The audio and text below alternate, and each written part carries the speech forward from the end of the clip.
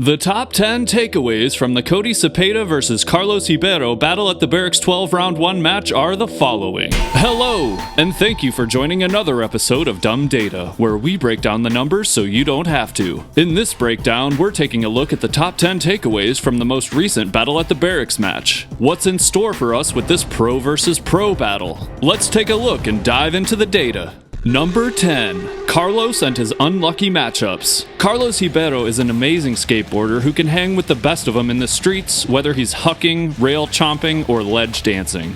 Carlos is no joke at flat ground either, but all of his matchups in Battle at the Berrics have been against 4 different champions of the tournament, and he's very aware of it. My first ever game I played was against PJ Ladd, and then the next year, Morgan Smith, and then the next year, Morgan Smith again, and then Chris Jocelyn, and then Chris Jocelyn again, and then now Cody. So they're giving me pretty tough guys, but I don't mind. I give props to Carlos for being such a good sport about agreeing to skate in this tournament amid these unfair matchups. Number 9. The nollie inward heel flip visible from outer space. Even though Cody Cepeda was basically guaranteed to win this match, Carlos Ribeiro didn't show up empty-handed. Every once in a while, these Battle at the Berrics skaters treat the fans to a trick that stands out above the rest. A little over halfway through this match, Carlos pops a nollie inward heel flip high enough to make Luan Oliveira nervous. Number 8. Carlos Ribeiro's strategy against Cody Cepeda. Some of the best Battle at the Berrics matches and games of skate in general are the ones that start off with the basics then increase in difficulty. Carlos did just this after winning the Rochambeau by walking through the straight 8 with Cepeda, ironically giving Cody letter S on the kickflip, which we'll talk about later. Fun little fact about the straight 8 in Battle at the Berrics: less than 4% of all Battle at the Berrics matches have resulted in both skaters landing all 8 variations of the heel flip and kickflip in nollie, fakie, regular, and switch stances. Carlos' strategy against Cepeda looked like it was going to work and ultimately end with a swift victory, but a risky choice to go for a switch-shove revert abruptly turned the tides. Only 3 switch-shove reverts have been landed out of the 5 attempted in a Battle at the Berrics match, and given Carlos' momentum in this match, he might have had better luck sticking to the basics and further wearing down Cepeda on a less difficult trick. The whole Death Blow series on the Berrics YouTube channel is starting to feel restrictive, in the sense that, for example, because Carlos says he's thinking about a switch backside 360, he's obligated to attempt that trick to give Cepeda letter E. A petty critique on my part, but I think knowing what's coming as the Death Blow takes a little wind out of the match's sails, and would be a more exciting experience if the skaters kept their cards closer to the chest. Now Cody's in control of setting the trick, but before we go further,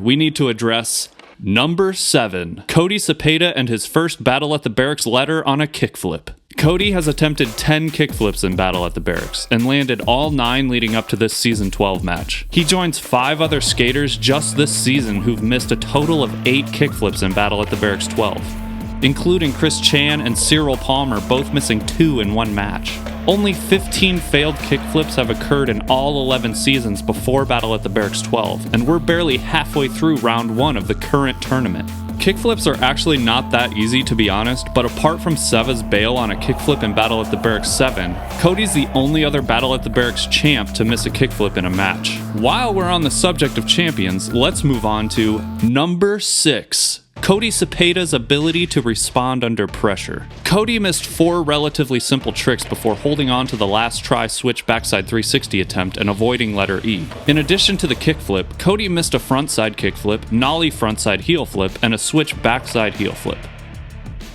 None of these 3 tricks have shown up in a battle with Cepeda after round 3 in any season, so if there's a skater competing in Battle at the Berrics watching this, you might want to throw these into your future match with Cody to increase your chances for a win.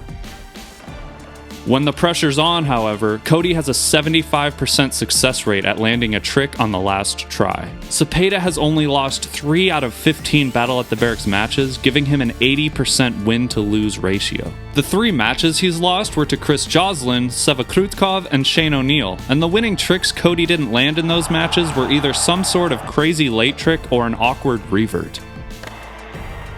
Number 5. No double flips or other circus tricks from Cepeda. Cody Cepeda has executed at least one variation of a double flip in 13 of the 15 matches he's competed in. Apart from this match, the only other battle that Cepeda didn't perform some type of double flip trick was the finals in Battle at the Berrics 7. But he did bust out a pressure heel flip as the death blow against Seva, which is slightly illegal. What does it mean that Cepeda can win a match without flipping his board more than once on a single trick? Is he so intimidating on offense now that his competitors short circuit on simpler tricks? Number 4. The stultifyingly short length of this battle considering who's competing. I guess it's because Cody's so good, especially in the later battles where he wins matches in 25 turns or less, but for two pros to start off with an almost perfectly synchronous demonstration of the straight 8, Carlos's deterioration after his turnover really killed the excitement of this match. Carlos was probably joking about needing to leave, but if he needs to manage dad responsibilities, I can see how he was actually in a bit of a rush to just finish the game. Family comes first, but maybe find a sitter next time so we can watch a match longer than 45 turns instead of witnessing one of the best skaters in the world get 5 letters in a row on intermediate tricks. Number 3. The death blow. Cody beat Carlos with a nollie big flip, which continues an interesting trend this season in that no two matches have had the same death blow yet. Since Battle at the Berrics started, only 4 nollie big flips have been death blows, and they've only occurred in a round 1 match. The first occurred when Cesar Fernandez beat Guy Mariano in Battle at the Berrics 2 round 1, followed by Morgan Smith beating Moose in Battle at the Berrics 5 round 1, and then Trevor McClung beat Jack Olson in Battle at the Berrics 11 round 1, before Cepeda beat Carlos Ribeiro in this season's match. Number 2. Consistency. Cody landed 17 of the 22 tricks attempted in this battle, dropping his overall successful attempt rate from 80.24% to 80.09%. Carlos landed 16 of the 23 tricks he attempted, also dropping his consistency rate from 71.64% to 71.33%. Number 1. What's next for Cody in Battle at the Berrics? Cody's win moves him to round 2, where he'll battle the winner of the Deshaun Jordan vs. Jagger Eaton match. I've predicted Deshaun will beat Jagger, but regardless who wins that match, I see Cody beating either of them. This would potentially put Cody up against Luan in round 3 for their 3rd battle against each other, unless Kelvin Hoffler gets the upset. By the way, Cody's never lost to Luan, so things could get very spicy down the road this season. Well, that pretty much covers the top 10 takeaways from the Cody Cepeda vs. Carlos Ribeiro Battle at the Berrics 12 match. Thanks again for tuning in. Don't forget to subscribe to Dumb Data, click the notification bell to stay on top of new episodes, and drop a like if you enjoyed this breakdown. See you on the next Dumb episode.